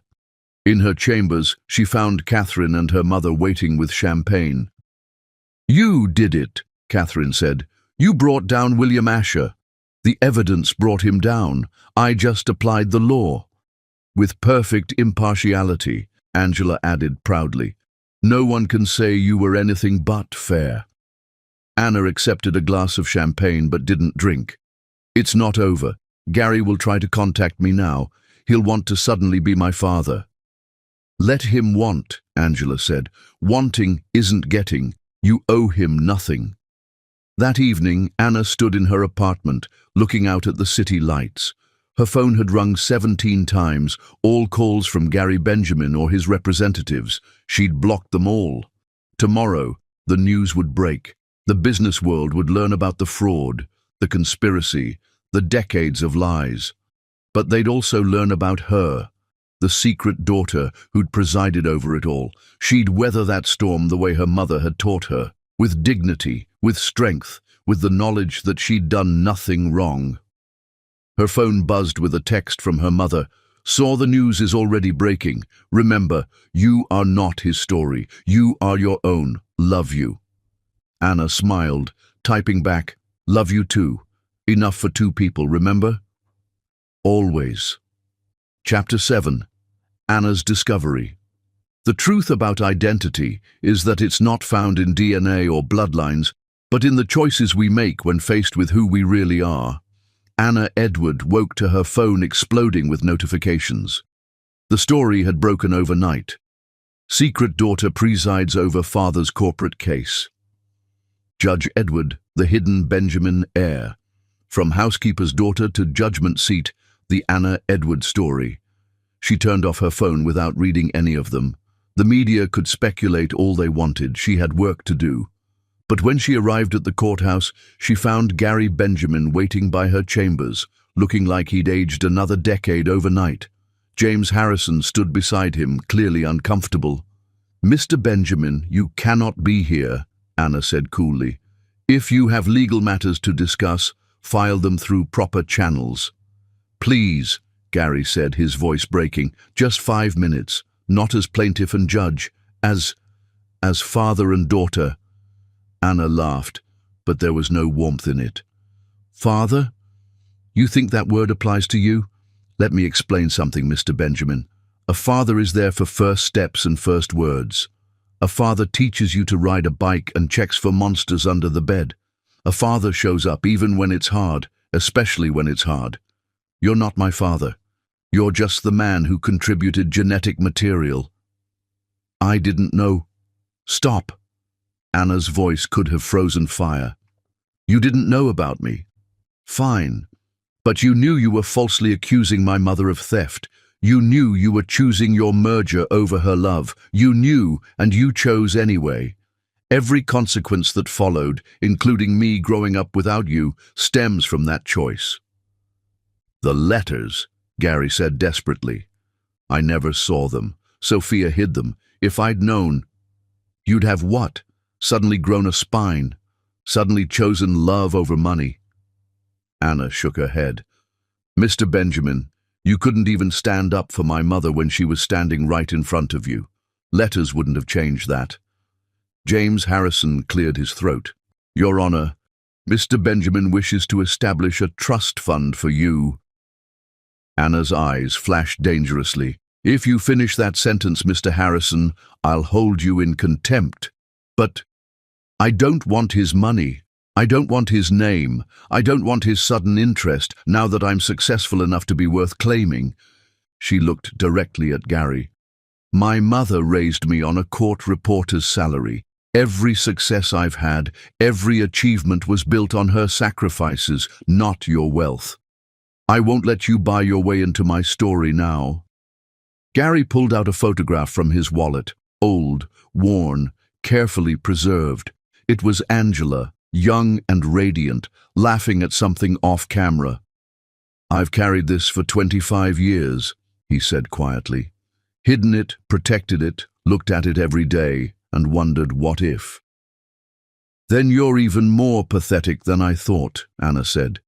You had the real thing and threw it away, then kept a photo to torture yourself with. That's not love, Mr. Benjamin. That's self-indulgent guilt. She turned to walk away, but Gary's next words stopped her. Your mother was the only person who ever saw me as more than my name or my money. She made me believe I could be better than what I was raised to be. And I failed her. I failed you. I failed myself. But I need you to know that not a day has passed that I haven't regretted it. Anna turned back slowly. Regret is cheap, Mr. Benjamin. It costs nothing and changes nothing. You want to know the difference between you and my mother? When life got hard, she got stronger. When you got scared, you got cruel. That's who you are at your core. What can I do? Gary asked desperately. Tell me what I can do to make this right. Nothing. There's nothing you can do because there's nothing to be done. I'm not a problem to be solved or a guilt to be absolved. I'm a person who lived an entire life without you, and that life is complete. I don't need you to make anything right, because my mother already did that. She made sure I never felt the lack of you. Angela appeared then, having heard the raised voices. She stood beside her daughter, not touching her but present, solid, unmovable. Angela, Gary breathed, looking at her like she was a ghost. Mr. Benjamin, Angela replied, her voice formal. You need to leave. My daughter has work to do. Our daughter, Gary said. Angela's eyes hardened. Number my daughter. You gave up any claim to her the day you chose your empire over us. Anna is mine, my sacrifice, my triumph, my joy. You're just a cautionary tale I never had to tell her because she learned about choosing love over fear by watching me do it every single day. I loved you, Gary said to Angela, tears streaming down his face. No, Angela said simply. You loved the idea of me. You loved how I made you feel. But love, real love, requires courage you never had. It requires choosing the person over everything else. You chose everything else over us. Security arrived then, having been called by Anna's clerk. As they escorted Gary away, he called back, I'm establishing a foundation. The Angela Edward Foundation for Single Mothers Pursuing Education. $50 million. Angela and Anna exchanged glances. "Do what you want with your money," Angela called back, "but don't think it buys you anything with us." After he was gone, Anna and Angela stood in silence for a moment. "You okay, baby?" Angela asked. "I'm perfect," Anna said. "Because I had you. I never needed him." "Part of you must wonder." "No," Anna said firmly. "I don't wonder what if. I don't imagine some alternate life where he chose us. Because in that life, I might have grown up softer, less driven, less aware of how the world really works. His absence shaped me just as much as your presence did. I became who I am not, in spite of him abandoning us, but because of it. And I like who I am." That afternoon, Anna received a package. Inside was a file, Gary's complete financial records, evidence of every payment he'd tried to make over the years to find them, private investigators hired and called off, lawyers consulted and dismissed. And a letter, not in Gary's handwriting, but in Evelyn Harper's. "Your Honor, I know you don't want to hear from or about Mr. Benjamin, but I feel you should know the whole truth. He did try to find you. For 3 years after your mother left, he searched. But Ms. Sophia and Mr. William always found ways to stop him. False leads, paid-off investigators, threats to destroy not just his business, but Angela's life if he persisted. He was weak, yes. He was a coward, absolutely. But he wasn't indifferent. He suffered every day for his choice. That doesn't excuse anything, but I thought you should know. What your mother did, raising you alone, making you who you are, that's the real victory. But Mr. Benjamin's suffering was real too. He lost the only real love he ever had and spent 25 years knowing it was his own fault. Forgiveness isn't required, but understanding the full truth might bring peace. Respectfully, Evelyn Harper. Anna read the letter twice, then shredded it. Understanding didn't change anything. Gary had suffered. Good. He'd lost everything that mattered. That was justice. That evening, she had dinner with her mother and Catherine. They didn't talk about Gary or the case or the media frenzy. They talked about Catherine's daughter starting college, about Angela's promotion to senior court reporter, about normal things that made up a life. "You know he's really doing it," Catherine mentioned casually. "The foundation, $50 million for single mothers in school, full rides to any university, childcare included, living expenses covered." "Good for him," Angela said without emotion. "Maybe some good will come from his guilt." "Mom," Anna said suddenly, "did you ever regret it? Not telling me earlier?" Angela considered this. "I regret that you had to find out this way, but tell you earlier. You were a child who deserved to believe you were wanted, loved, chosen. Telling you that your father abandoned us before you were born, what good would that have done? It would have been the truth. Truth without context is cruelty. You needed to be strong enough to handle it, successful enough not to be defined by it. Now you are." The next morning brought fresh chaos. William Asher had been arrested on federal fraud charges. Sophia had been subpoenaed. And Gary Benjamin, in a move that shocked everyone, had liquidated half his remaining assets to fund not just the Angela Edward Foundation but also a legal aid clinic for wrongly accused domestic workers. "He's trying to buy redemption," Catherine observed, reading the news to Anna and Angela. "Let him," Angela said. "If his guilt helps other women avoid what I went through, then something good comes from it.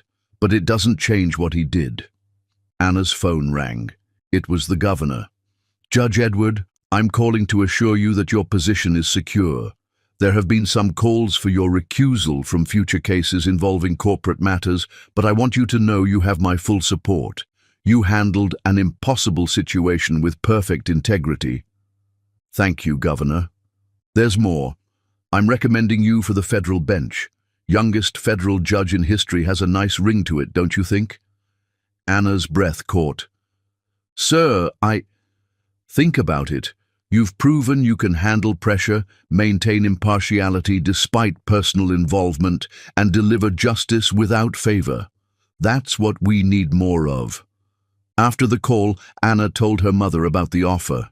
Angela's eyes filled with tears. "Federal judge, my baby, a federal judge." "It's just a recommendation.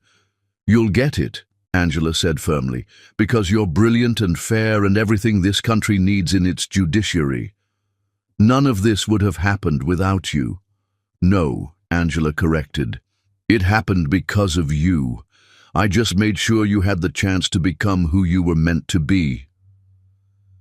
That night, Anna stood before her bathroom mirror, studying her reflection. She could see him there, in her jawline, her eyes, the way she tilted her head when thinking. But she could see her mother too, in her smile, her strength, the way she carried herself with dignity. She was both of them, and neither of them. She was Anna Edward, Judge Anna Edward, and that was enough, more than enough. Tomorrow would bring new cases, new challenges, new opportunities to deliver justice, and she would meet them all with the strength her mother had given her and the cautionary tale her father had become. She was not his daughter. She was Angela's daughter, and that made all the difference. Chapter 8. Mother's Strength. Angela Edward had never believed in revenge, but she'd always believed in justice, and sometimes the universe delivered both wrapped in the same package. She stood in her living room, looking at the letter that had just arrived by courier. It was from Switzerland, from a bank she'd never heard of, informing her that an account in her name had been discovered with 25 years of accrued interest. The original deposit had been $50,000, the exact amount of Gary's severance check that she'd torn up and thrown away that terrible day. But she hadn't thrown it away, apparently. She'd cashed it, or someone had cashed it for her, deposited it, let it grow. With compound interest over 25 years, it was now worth nearly $300,000. The door opened, and Anna walked in, still in her judicial robes, looking exhausted but triumphant. The federal nomination had been confirmed that morning. At 25, she would be the youngest federal judge in American history. "Mom, what's wrong?" Angela handed her the letter. Anna read it, her legal mind immediately understanding the implications. He set this up. Gary, he must have had someone cash the check, invest it. For 25 years. "Mom, this is his way of trying to provide for us retroactively." Angela took the letter back, walked to the fireplace, and held it over the flames. "Mom, no. That's your money." "No," Angela said firmly. "It's guilt money, blood money. I don't want it." $300,000 is nothing compared to what we built without him.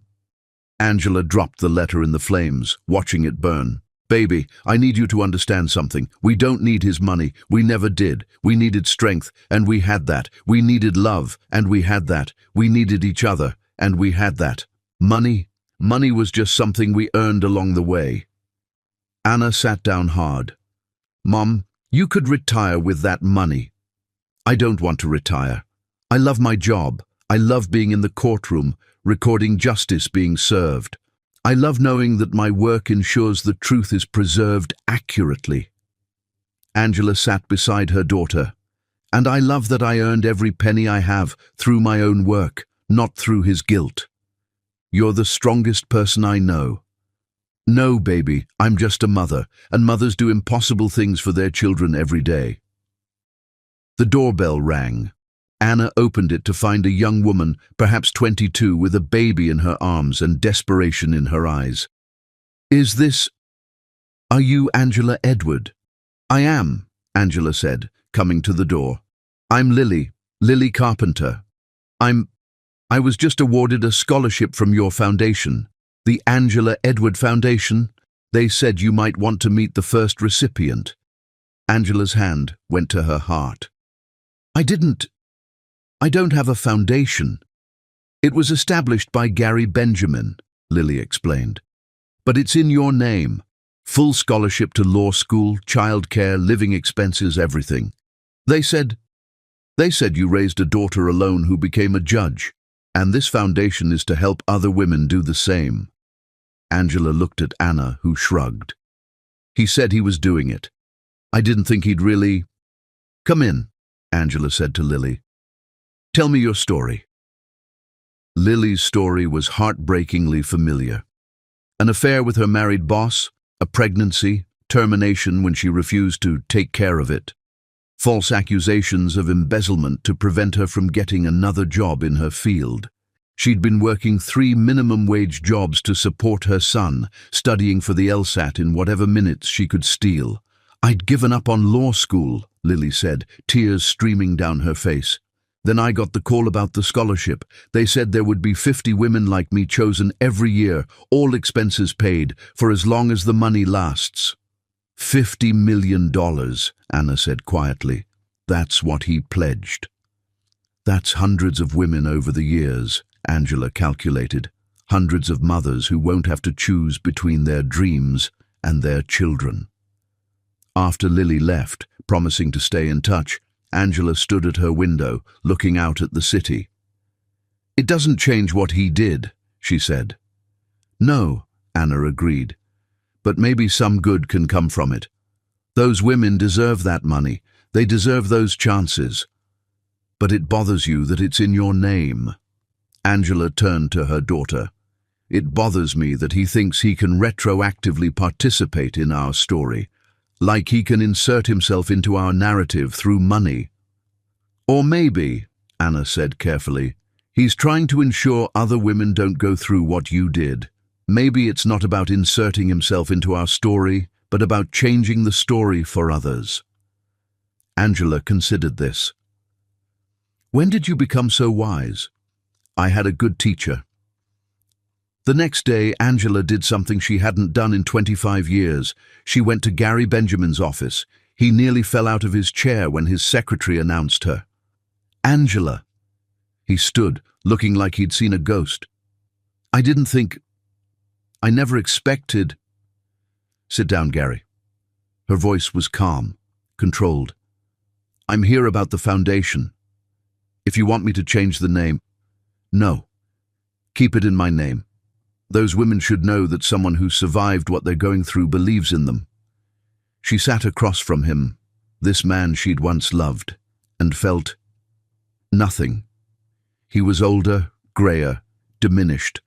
The Golden Prince had become a hollow king. But I have conditions. Anything. You don't publicize this. No press releases about your generosity. No photos of you with recipients. This isn't about you. Agreed. Anna and I will select the recipients. We know what to look for, what kind of strength it takes to survive single motherhood while pursuing dreams. Of course. And you never contact the recipients directly, ever. This isn't a way for you to build relationships or network. This is penance, Gary. Treat it as such. I understand. They sat in silence for a moment. She's remarkable, Gary said finally. Anna, what you did, raising her alone. Stop, Angela held up her hand. You don't get to compliment my parenting. You don't get to acknowledge what I did. You abdicated that right 25 years ago. I know. I'm sorry, I don't want your apologies. I want you to understand something. Angela leaned forward. Anna and I succeeded, not despite you abandoning us, but because of it. Your absence taught her that she couldn't rely on anyone but herself and me. Your cowardice taught her courage. Your choosing money over love taught her what really matters. In trying to erase us, you actually shaped us into something stronger than we ever could have been with you. Gary's eyes filled with tears. I know, I see that. It's my greatest regret and your greatest triumph. Good. Hold on to that regret. Let it shape whatever years you have left. Maybe you'll finally become the man you could have been. Angela stood to leave, then turned back. The woman who came to see us yesterday, Lily. Her son's name is James. He's 2 years old. Exactly the age Anna was when I started working 3 jobs. When I look at her, I see myself 23 years ago. Make sure she gets everything she needs, not just tuition, but therapy, medical care, tutoring support. The full package. I will. And Gary. This doesn't make us even. Nothing could. But it's a start at balancing the scales you tipped so badly. She left without looking back, without seeing him break down at his desk. She'd said what she needed to say. That evening, Anna was waiting with dinner and wine. You went to see him. How did you know? Catherine saw you leaving his building. Anna studied her mother. How do you feel? Free, Angela said and meant it. For 25 years I've carried anger I didn't even know I had. Today I let it go. Not for him, but for me. And the foundation. We'll help hundreds of women avoid our struggle. That's worth swallowing my pride. They ate in comfortable silence. Then Anna said, the federal bench means I'll be trying bigger cases. Corporate fraud, major criminals, cases that make headlines. You'll be brilliant. I'll need someone I trust to be my court reporter for important trials. Angela looked up. Anna. The federal court is looking for a senior court reporter. The pay is double what you make now. The benefits are incredible, and we'd be together making justice happen. Nepotism is when unqualified people get positions because of relationships. You're the most qualified court reporter in the state. You've won awards for accuracy. This isn't nepotism, it's recognition of excellence. Angela's eyes filled with tears. We'd be a team. We've always been a team. This just makes it official. Mother and daughter sat together, planning their future in the federal courthouse. 2 women who'd risen from abandonment to achievement, from poverty to power, from heartbreak to wholeness. Somewhere across the city, Gary Benjamin sat alone in his empty mansion, finally understanding that his greatest punishment wasn't losing his fortune or his reputation. It was seeing what he could have been part of if he'd just been brave enough to choose love. The scales of justice had finally balanced. Not through revenge, but through redemption, not through his destruction, but through their elevation. Angela Edward had won not by destroying the man who'd wronged her, but by rising so far above him that he became irrelevant to her story. That was the ultimate victory. That was true strength. Chapter 9. The Truth Emerges. William Asher's criminal trial began on a Tuesday that felt like Judgment Day, with storm clouds gathering over the courthouse like harbingers of justice, delayed but not denied. Anna Edward, now Federal Judge Edward, would not be presiding. This was a criminal matter outside her jurisdiction, but she sat in the gallery beside her mother, there to witness the complete unraveling of the man who'd orchestrated so much destruction. The prosecutor, a pit bull named David Hunter, had built an airtight case. 20 years of fraud, conspiracy, blackmail, and corporate espionage, all meticulously documented. But the real bombshell came when he announced his star witness. The prosecution calls Sophia Asher. Gary, sitting across the gallery, went rigid. Sophia had been in hiding since her testimony in the civil trial, but here she was, looking gaunt and haunted, ready to bury her father completely. Ms. Asher, Hunter began, you've been granted immunity in exchange for your testimony. Please tell the court about your father's actions regarding Gary Benjamin and Angela Edward. Sophia's voice was steady but hollow. My father orchestrated everything.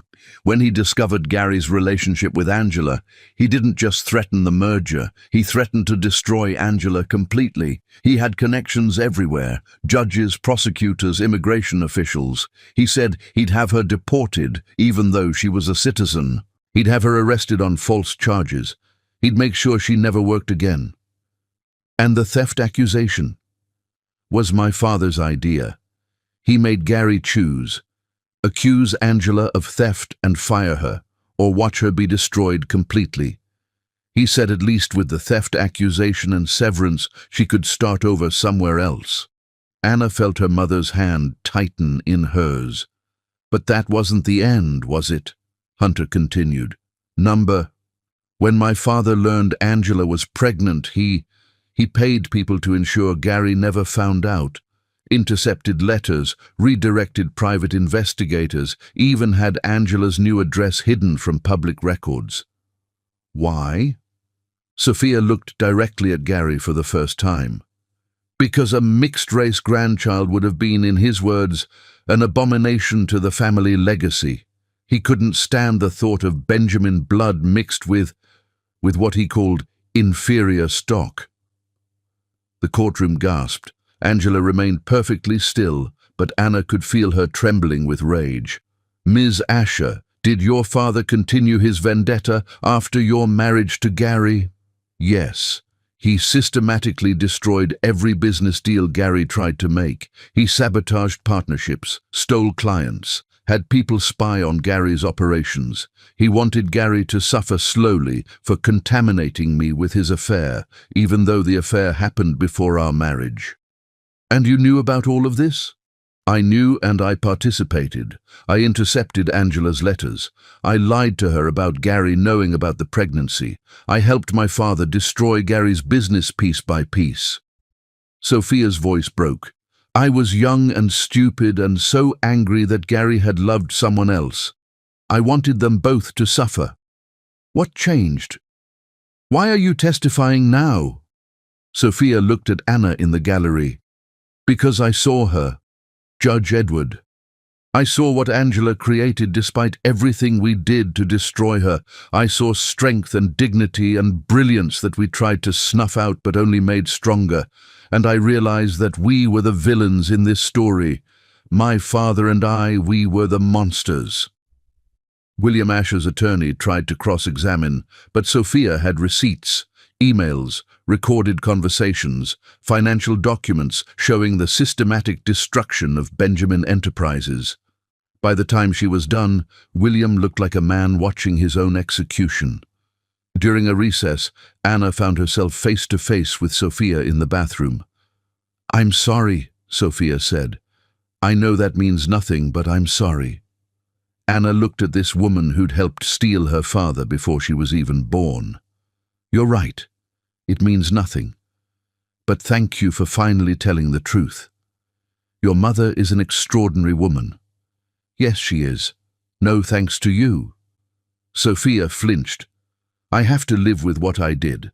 Every day, I wake up knowing I helped destroy love because I was jealous of it. That's my punishment. Good, Anna said, and walked out. The trial continued for 3 more days. More witnesses, more evidence, more revelations of William Asher's cruelty and corruption. But the moment that broke the case wide open came when Evelyn Harper took the stand. I have something that hasn't been submitted as evidence, she said, pulling out a small recorder. 25 years ago, I recorded a conversation between Mr. Asher and Ms. Sophia. I was afraid for my job, afraid of being fired, so I kept it as insurance. The prosecutor played the recording. William's voice, younger but unmistakable, filled the courtroom. That woman is nothing.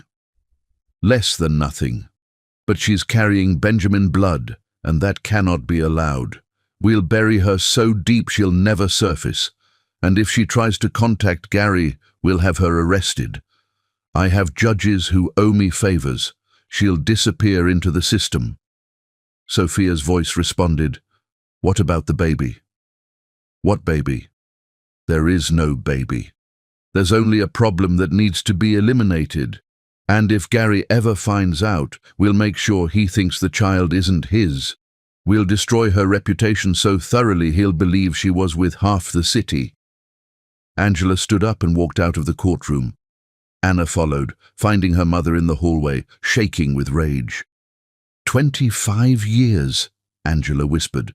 25 years I believed Gary just didn't care, but they made sure he couldn't care. They stole his choice, just like they stole mine. It doesn't excuse what he did, Anna reminded her. No, but it explains it. He was weak, but they were evil. There's a difference. They returned to the courtroom for closing arguments. The prosecutor painted William Asher as a racist, classist monster who destroyed lives to maintain his idea of genetic purity. The defense tried to argue that it was all business, nothing personal, but the recording had demolished that claim. The jury deliberated for less than 2 hours, guilty on all counts. William Asher, at 78, was facing 20 years in federal prison. He'd die behind bars. As court officers led William away, he passed by Angela and Anna. He stopped, his eyes meeting Angela's. "You won," he said bitterly. "No," Angela replied with dignity. "I survived. There's a difference." "Your daughter—" "My daughter," Angela interrupted, "is everything you feared she would be. Brilliant, powerful, and absolutely unstoppable. Your worst nightmare came true, William. A mixed-race woman sits in judgment, delivering the justice you thought your money could buy you out of." William was led away, but not before Anna added, "Enjoy prison, Mr. Asher. I hear they don't care much about genetic purity there." Outside the courthouse, the media was in a frenzy. Gary tried to approach Angela and Anna, but was blocked by reporters. In the chaos, Anna heard him shout, "I'm sorry. Angela, I'm so sorry. If I'd known—" Angela turned, and for a moment their eyes met across 25 years of pain. "I know," she said, just loud enough for him to hear. "I know you're sorry, but sorry doesn't give us back those years. Sorry doesn't give Anna back her childhood with a father.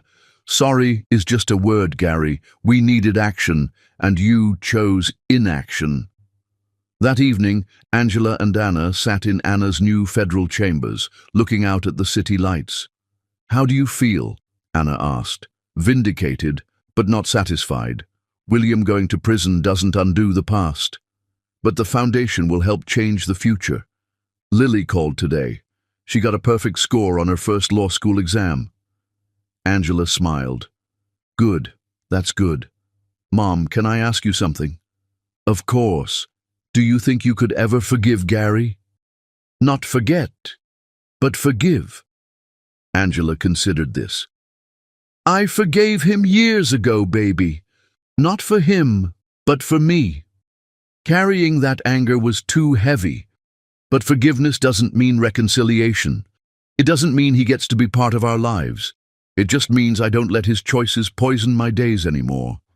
I think I understand that now." They sat in comfortable silence. Then Angela said, "Federal Judge Edward has a nice ring to it."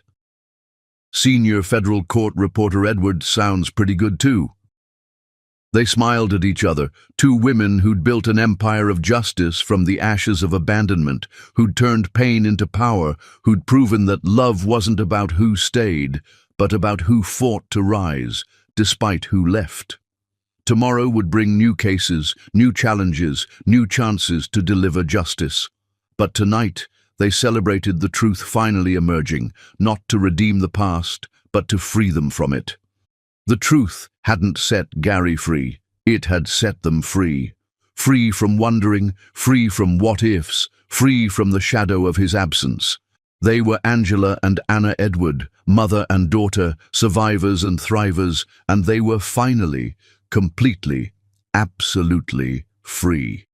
Chapter 10. Justice Served. 25 years of waiting had led to this moment, as Anna Edward stood in her federal chambers, holding a document that would change everything. The trust documentation for the Angela Edward Foundation had arrived for her review and approval as co-trustee, but buried in the appendices was something that stopped her cold. A full confession from Gary Benjamin, notarized and witnessed, admitting to falsely accusing Angela of theft 25 years ago. Anna called her mother immediately. He confessed, in writing, to everything. Angela was silent for a long moment. "What does that mean?" "It means you can file charges.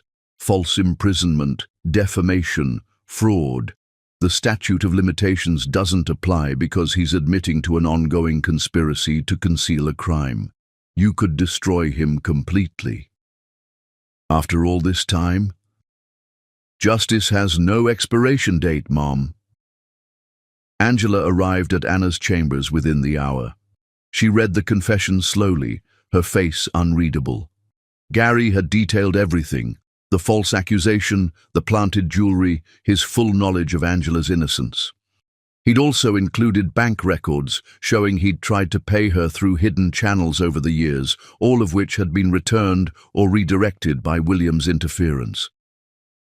"He's giving you the weapon to destroy him," Anna observed. "Or he's finally taking responsibility," Angela said quietly. "What do you want to do?" Angela stood at the window, looking out at the city where she'd rebuilt her life. "For 25 years, I wanted revenge. I wanted him to hurt like I hurt. But now I have you. You're my revenge, baby. You're my justice. You sitting on that bench, delivering fairness to people who need it. That's worth more than any lawsuit could give me. But he destroyed your reputation, and I rebuilt it. I became senior federal court reporter Angela Edward, mother of the youngest federal judge in history. His confession doesn't change that. It doesn't make it more true." Anna understood. Her mother had won not by destroying Gary, but by becoming someone who didn't need to destroy him. That afternoon, they attended the first graduation ceremony for the Angela Edward Foundation scholars. 50 women walked across the stage, each carrying a child or a photo of children, each having completed their first year of education that would have been impossible without support. Gary was there, sitting in the back, trying to be invisible, but when Lily Carpenter gave the recipient speech, she called him out. "Mr. Benjamin, would you please stand?" He stood reluctantly. "This man made a mistake 25 years ago that destroyed a family, but he's trying to make amends by ensuring no other woman goes through what Angela Edward went through. That doesn't erase the past, but it changes the future. And for that, we're grateful." The women applauded politely. Gary sat down quickly, his face red. After the ceremony, Angela approached him. Anna watched from a distance as her parents, could she even call them that, spoke for the first time in 25 years without lawyers or judges present. "The confession," Angela said simply. "You deserve the ability to choose," Gary replied. "Whether to file charges or not, it should be your choice. I took that from you once. I won't do it again." "I'm not going to file charges." Gary's shoulders sagged with relief, then straightened with confusion. "Why?" "Because I've moved on. Because watching you live with your regret is punishment enough. Because those 50 women need the foundation to continue, and your going to prison would end it." "Angela, Stop. This isn't forgiveness, Gary. This isn't us being okay. This is me choosing to focus on the future instead of the past. This is me choosing those women's dreams over your nightmare." She started to walk away, then turned back. "But know this, Anna knows everything now. Every lie, every betrayal, every choice you made. And she became extraordinary anyway. That's my victory. She didn't need you to become amazing. She just needed me." Anna joined her mother, and together they faced Gary one last time. "Mr. Benjamin," Anna said formally, "the foundation is a good thing. Continue it, expand it, make it your life's work, not for us, but for them, and maybe, after helping hundreds of women achieve their dreams despite men like you, maybe then you'll have balanced the scales." "Anna, I want you to know, I know everything I need to know. You're a man who chose wrong and is trying to choose right now. That's commendable, but it doesn't make you my father. That title was earned by someone else. By the woman who stood beside me at every graduation, every achievement, every moment that mattered. I understand. Do you? Do you understand that my mother worked 18-hour days for 20 years to give me opportunities? Do you understand that she went without meals so I could have textbooks? Do you understand that she gave up her own dreams so I could achieve mine?" Gary's eyes filled with tears. "Number, I can't understand that kind of sacrifice." "Exactly. You can't. Because that kind of love requires a strength you never had." Angela took her daughter's hand. "Come on, baby. We have that dinner with Catherine." As they walked away, Gary called out one last time, "Thank you. For not filing charges, for letting the foundation continue." Angela turned. "I'm not doing it for you. I'm doing it for Lily and her son James, for Maria and her twin daughters, for every woman who needs what I needed and couldn't find. Your guilt is giving them wings. That's the only good that can come from what you did." The next day, the news broke. William Asher had died in federal prison, a heart attack in his cell. At his funeral, only Sophia attended. She'd lost everything, her inheritance given to Gary as restitution, her reputation destroyed, her father dead in disgrace. She appeared one last time at Anna's chambers. "I wanted you to know I'm leaving the country," Sophia said, "starting over somewhere where the Asher name means nothing." "Why tell me?" "Because I need you to know that you won, completely. My father is dead, I'm in exile, and you're a federal judge. The mixed-race baby he tried to prevent from existing is now more powerful than he ever was. This isn't about winning, isn't it? Your mother raised you to be exceptional as the ultimate revenge. And it worked."